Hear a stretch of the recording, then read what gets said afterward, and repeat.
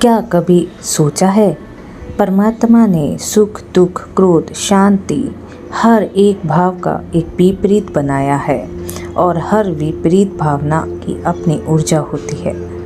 आपने देखा होगा, जब कोई व्यक्ति जोर से हंस रहा होता है तो बिना वजह आपका भी हंसने का मन करता है, और जब आप किसी ऐसे माहौल में होते हैं जहाँ लड़ाई हो रही हो, गुस्सा या तनाव हो, तो बिना कुछ कहे भी आपको एक नकारात्मक ऊर्जा महसूस होती है।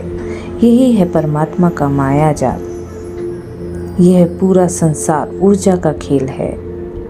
अगर मैं कभी आपसे कह दूं, कभी गुस्सा मत करना, कभी दुखी मत होना, तो शायद आप 2 बार में भूल जाएंगे।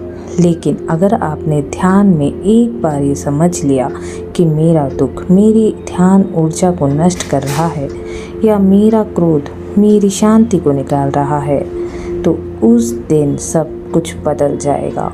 उस दिन आपको महसूस होगा कि आपका ध्यान कितना अनमोल है, और जिस दिन आपने अपनी ऊर्जा को बचाना शुरू कर दिया, आपका आभा मंडल इतना शांत हो जाएगा, इतना प्रकाशमय कि बस आप सोचेंगे और आपकी बात परमात्मा तक पहुंच जाएगी।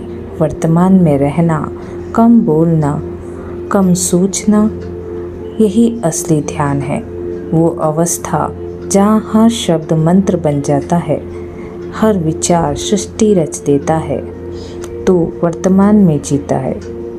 ये वही सच में ध्यान में है, और जो ध्यान में है उसके लिए भगवान बाहर नहीं, उसके भीतर ही है।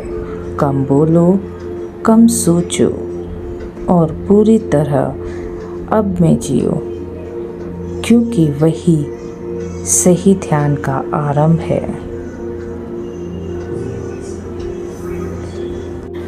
तो ध्यान लगाइए और मेडिटेशन कीजिए। बस यही दुनिया